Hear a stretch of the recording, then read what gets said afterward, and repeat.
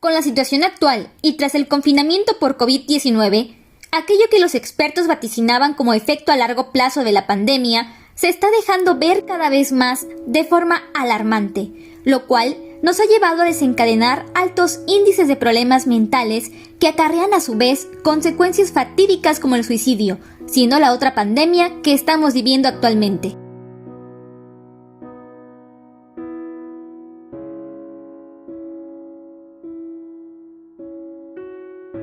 Como un grito de auxilio silencioso, avisa de muchas formas, pero no siempre queremos escucharla.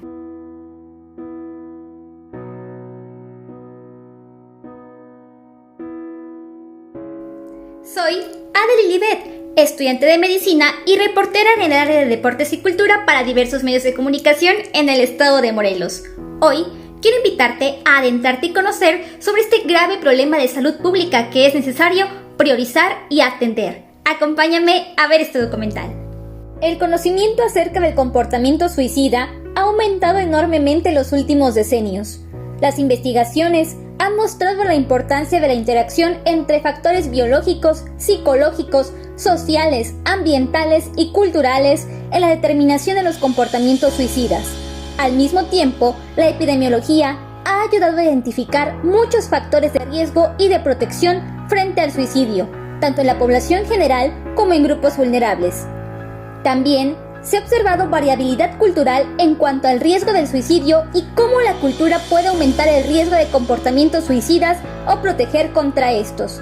Por otra parte, el estigma y el tabú persisten, por lo que muchas personas no buscan ayuda, e incluso cuando la buscan, muchos sistemas y servicios de salud no logran proporcionar una ayuda oportuna y eficaz. En el ámbito académico, también ha habido un interés en el estudio de este problema, creándose diversas unidades de investigación y cursos de capacitación para diferentes entornos como escuelas, ambientes militares y prisiones. A fin de mejorar la evaluación y el manejo de las conductas suicidas, se está recurriendo a profesionales de la salud especializados, con el objetivo de proporcionar ayuda práctica en diferentes entornos a través de grupos de apoyo mutuo entre familiares y personal voluntario. Otro elemento clave en la prevención del suicidio es la restricción de los medios utilizados para su consecución. Para poder llevar a cabo una política de restricción, se requiere por una parte un conocimiento de los métodos utilizados en las diferentes regiones y grupos sociales, y por otra, una colaboración entre diferentes sectores. Además, la prevención del suicidio requiere de una visión, un conjunto de estrategias y un liderazgo sostenido para que las metas de prevención puedan lograrse. En ese sentido, la Estrategia en Salud Mental del Sistema Nacional de Salud recoge la priorización de actuar en la prevención y detección precoz de la conducta suicida. Pero para dar respuesta al suicidio y que ésta sea eficaz, es fundamental disponer de un plan de prevención del suicidio que refleje el compromiso político de ocuparse de este problema, definiendo la prevención como una prioridad multisectorial que incluye no solo al sector de la salud, sino también los de la educación, empleo, bienestar social y justicia, entre otros. Este plan debe establecer mejores prácticas e intervenciones basadas en datos científicos, con un abordaje integral, y para ello, los servicios de salud tienen que contemplar la prevención del suicidio como un componente central y evaluar regularmente los resultados para que se tengan en cuenta en la planificación futura. Por ello, identificar los grupos vulnerables, detectar precozmente el riesgo de suicidio, mejorar el acceso a los servicios, prestar una atención protocolizada, entre otros, son metas de este plan.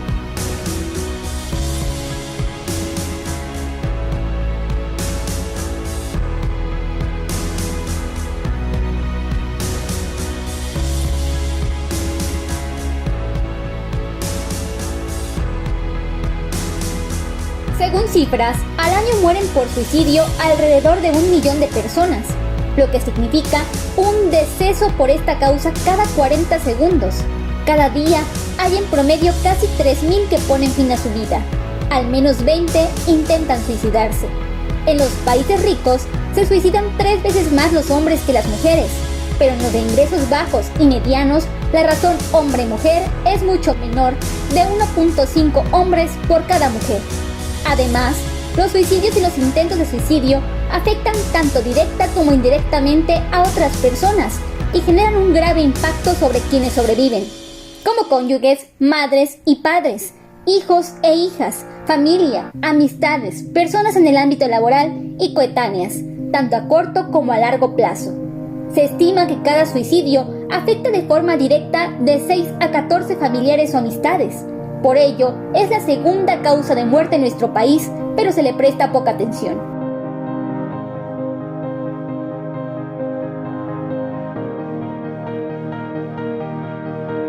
La vigilancia de la prevalencia, las características demográficas y los métodos utilizados suministran una información importante que ayuda a evaluar las estrategias de prevención.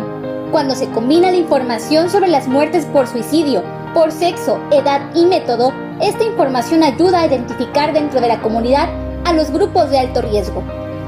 Los datos de los que se disponen actualmente confirman que el suicidio tiene la cualidad de ser prevenible y se precisa de un enfoque multisectorial para que la prevención sea eficaz. Para ello, es necesario no solo atender los casos de depresión o intentos de suicidio, sino implementar estrategias para la detección temprana de posibles riesgos del mismo. En este sentido, la atención en salud mental en niñas, niños y adolescentes se vuelve un foco de atención, en tanto que es un grupo en el que también se encuentran fallecimientos por lesiones autoinfligidas, según confirma el Instituto Nacional de Salud Pública. Ante su magnitud, el 10 de septiembre se consideró como el Día Mundial para la Prevención del Suicidio, donde se fomentan en todo el mundo compromisos y medidas para prevenirlos.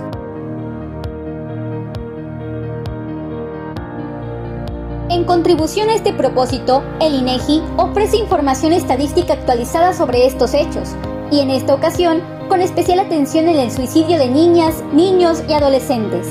En México, esta vigilancia es posible por medio de las estadísticas de mortalidad, que del total de fallecimientos ocurridos en 2018, reportan que 6.710 fueron por lesiones autoinfligidas, lo que representa una tasa de suicidio de 5.4 por cada 100.000 habitantes. En 2017, esta se encontró en 5.2 por cada 100.000 habitantes. Con respecto al sexo de los fallecidos por lesiones autoinfligidas, prevalecen los casos en hombres, quienes tienen una tasa de 8.9 fallecimientos por cada 100.000 hombres, es decir, 5.454, mientras que esta situación se da en 2 de cada 100.000 mujeres. Las muertes por lesiones autoinfligidas se concentran en el grupo de 30 a 59 años con 46%, le sigue el grupo de jóvenes de 18 a 29 años con 34% y las niñas, niños y adolescentes de 10 a 17 años con un 10%, que representan el cuarto lugar dentro del total de causas de muerte. 9 de cada 10 fallecimientos por lesiones autoinfligidas, es decir, el 88% de niñas, niños y adolescentes de 10 a 17 años, fueron por ahorcamiento, estrangulamiento o sofocación. Le sigue el envenenamiento con un 6% y el disparo con arma de fuego con un 3%. Por sexo, tanto en hombres como mujeres utilizaron como principal método el ahorcamiento, estrangulamiento o sofocación en un 91 y 85% respectivamente. Como segundo método para ellos fue el disparo de arma en un 5% y en las mujeres el envenenamiento en un 12%. Al igual que en el resto de los suicidios, para las niñas, niños y adolescentes, este hecho no significa un simple deseo de morir, sino que se da como un recurso final para escapar de un gran malestar. Como vemos, este grupo etario se encuentra vulnerable a diversos cambios que pueden afectarles, tales como cambios hormonales, incremento de responsabilidades, crisis familiares, entre otros. Es por ello que no se puede hablar de una sola causa, y en ocasiones ciertos eventos solo ocurren como detonantes. Ante los datos estadísticos e información proporcionada, hago un atento llamado para que nos sensibilicemos ante dicha problemática, toda vez que el suicidio es una clara muestra de lo flagelada que está nuestra sociedad. Por ende, hagamos el esfuerzo y elevemos la calidad de vida al pueblo de México.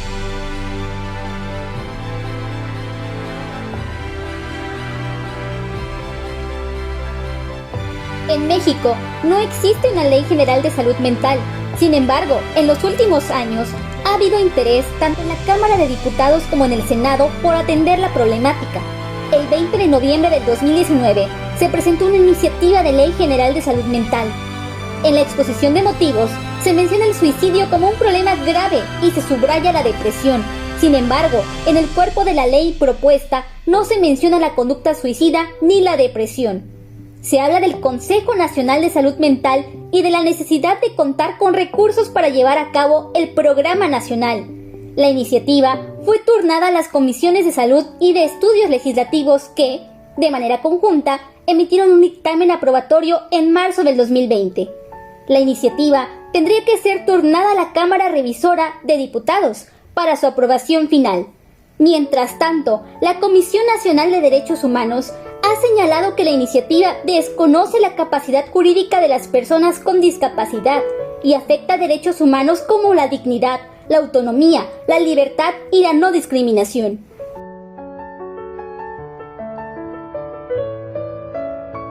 En julio del 2020, las Comisiones de Salud y Estudios Legislativos, segunda del Senado de la República, aprobaron en lo general un proyecto de decreto para reformar la Ley General de Salud en materia de prevención y control del suicidio.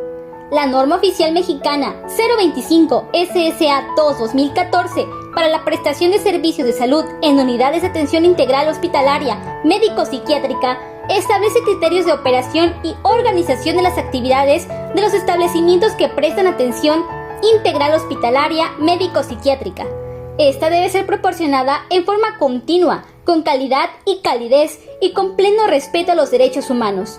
Esta norma es de observancia obligatoria en todos los establecimientos de los sectores público, social y privado del Sistema Nacional de Salud en los que se presten servicios de atención integral hospitalaria médico-psiquiátrica para las personas que padecen trastornos mentales y del comportamiento. La norma oficial mexicana 025 regula y establece la atención en unidades de primer y tercer nivel, hospitales psiquiátricos, casas de medio camino o residencias comunitarias, centros de día y centros integrales de salud mental. Existen además otras dos normas técnicas, la 144 para la prestación de servicios de atención médica en hospitales psiquiátricos y la 195 para la prestación de servicios de salud mental en la atención primaria a la salud.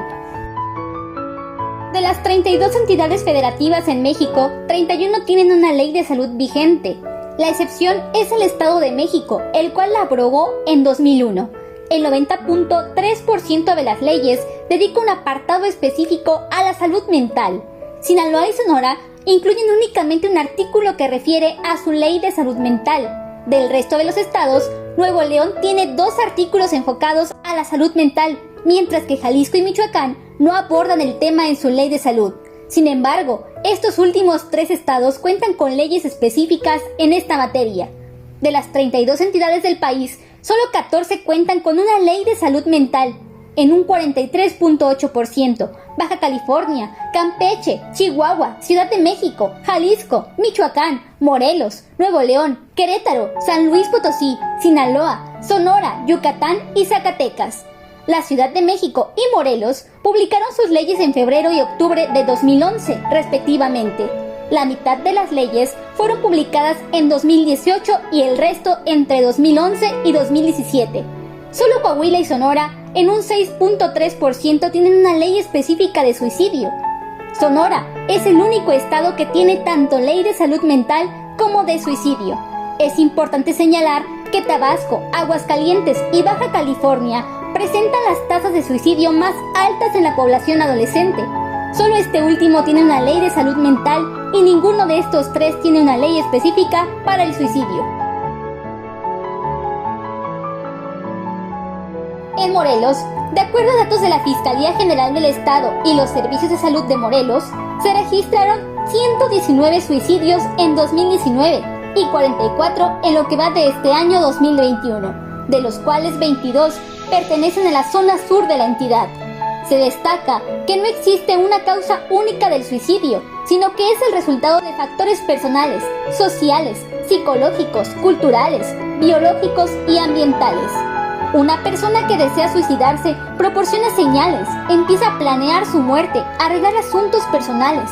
Se estima que 8 de cada 10 personas externan sus intenciones del suicidio, explicó el Departamento de Prevención y Control de Enfermedades de los Servicios de Salud Morelos. Ante la preocupación, de enero a octubre de este año, Servicios de Salud Morelos ha otorgado 7.201 consultas de psicología, 3.635 consultas de psiquiatría y 93 consultas de conducta suicida, donde la Red de Salud Mental coordina 22 módulos que brindan atención y apoyo gratuito. Además, la línea 800-849-4277 se encuentra disponible las 24 horas. Esta es la realidad que no queremos aceptar. Puede estar más cerca de ti y tus seres amados. Abre tu mente, pide ayuda, siempre es tiempo.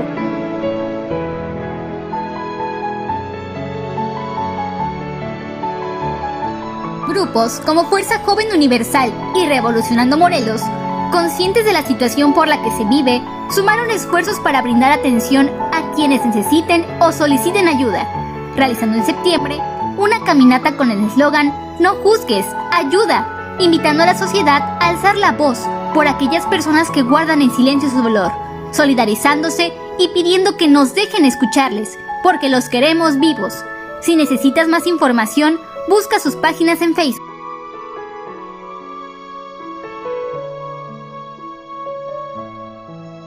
Los factores de riesgo son muy variados, pero entre ellos destaca el haber sido víctima de abuso o acoso sexual, de violencia física o psicológica, la estigmatización de las personas con ideas suicidas o con problemas de salud mental que acuden a servicios médicos a buscar ayuda y la socialización. Asimismo, la difusión y sensacionalismo de suicidios de famosos en medios de comunicación o en redes sociales tienen un efecto de contagio muy grande. Estos factores encuentran su máxima influencia en personas cuya vulnerabilidad se ve exponenciada por la falta de relaciones sólidas, de un sistema de creencias y valores personales o carencia de estrategias de afrontamiento positivas.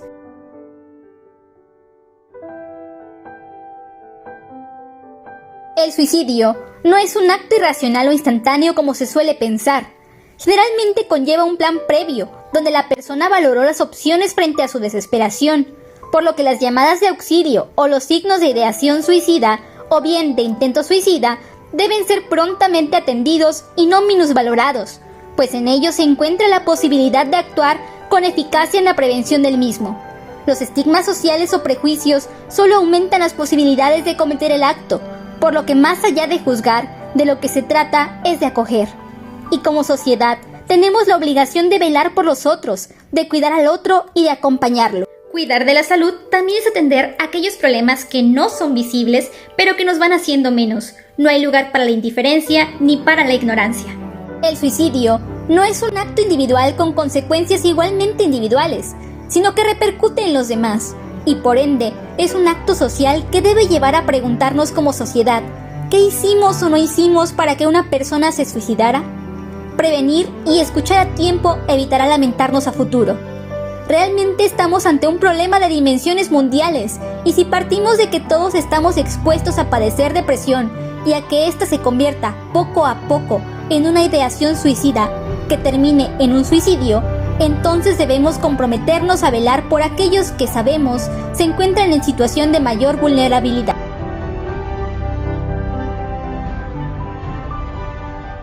Sabemos que en esta pandemia los estragos sociales, económicos y sanitarios han aparecido estrepitosamente. Las pérdidas de millones de empleos, la modificación drástica de estilos de vida que nos obliga al confinamiento, la reducción del contacto interpersonal, la ansiedad que nos provocan los medios de comunicación que propagan con facilidad el miedo y la desesperanza, la crisis económica que es más profunda de lo que imaginamos, más un sinfín de escenarios desoladores, pueden exponernos más a un deseo incontenible de ponerle fin a todo. Por ello, es muy importante entender que la persona con depresión puede, incluso, no manifestarlo, pero nuestras formas tradicionales de entender esta enfermedad nos llevan a minimizar su impacto, o bien a creer que para ser tal, se tienen que expresar signos claros de tristeza, aislamiento, desgano, llanto, etc., cuando no es así. El suicidio no tiene rostro previo. La persona con depresión no siempre manifestará estos signos y menos aún tendrá control sobre ellos cuando empiecen a surgir. Es como una avalancha en la que de pronto la persona se ve expuesta sin posibilidad de desenterrarse. Por esto, no podemos seguir pensando que las personas buscarán ayuda cuando la necesiten. La salud mental requiere del esfuerzo de todos como sociedad, estar atentos a factores de riesgo y a condiciones que, en esta crisis mundial, expongan más a algunos por encima de otros. Vigilar y monitorear palabras, gestos, conductas y pensamientos de las personas que sabemos están en mayor riesgo es y debe ser tarea de todos. Una vida humana no puede nunca ser despreciada y merece todos los esfuerzos por protegerla y sostenerla. La prevención del suicidio y la salud mental es corresponsabilidad entre todos y lo es hoy más que nunca. Porque te queremos vivo, no te juzgo, te ayudo, detente y acércate con nosotros. Todo tiene solución, vivir es la salida. Por otra parte, el duelo por suicidio tiene unas características especiales que lo diferencian del duelo por la pérdida de un ser querido que acontece por causas naturales. Por ello, en su intervención se deben de considerar distintos aspectos. El hecho de comunicar la noticia del suicidio de un familiar es probablemente una de las situaciones más difíciles por las que podemos pasar. Hacerlo con tacto, delicadeza, cercanía y calidez ayudará a que la carga emocional sea menos intensa de lo que de por sí ya es, y ayudará a atenuar el impacto psicológico. Ante la noticia de un hecho así, el familiar puede experimentar las siguientes reacciones: negación, estupor, aturdimiento, bloqueo, shock emocional, crisis de pánico, incredulidad, irrealidad, impotencia, dolor, abandono y culpa. Debido al estigma que aún perdura en nuestra sociedad y unido a la aparición de pensamientos y creencias irracionales de no haber sido capaces de detectar los signos de alarma, surgen sentimientos de culpa, vergüenza, tristeza, shock y una sensación de irrealidad sobre lo que está sucediendo. Sentimientos y emociones en sí que además y por miedo a dicha estigmatización social, se sufre en silencio. Según la OMS, lo que más diferencia un duelo por suicidio de otro por causas naturales es la vergüenza y el estigma. El duelo por suicidio puede pasar por diferentes fases: aturdimiento y choque, la fase de protección, fase de conexión e integración y fase de crecimiento y transformación. En la valoración del duelo, es necesario evaluar el funcionamiento previo del familiar, el soporte sociofamiliar, si existen antecedentes de padecer duelo complicado, si existen factores de riesgo como consumo de tóxicos, problemas de salud mental, conductas suicidas previas. Por ello, las pautas generales en la intervención post-suicidio son: intervenir cuanto antes para posibilitar el trabajo sobre los pensamientos irracionales. El duelo es un proceso largo, doloroso y natural. Cada duelo es distinto y cada persona lo vive de una manera. Establecer un plan individualizado de atención. Recuerda, no estás solo, no ha sido tu culpa. La línea 800-849-4277 se encuentra disponible las 24 horas. Te escucharemos sin juzgar. Por ti, por la persona que ya no está, no te dejes para después. Vivir es la salida. Muchas gracias.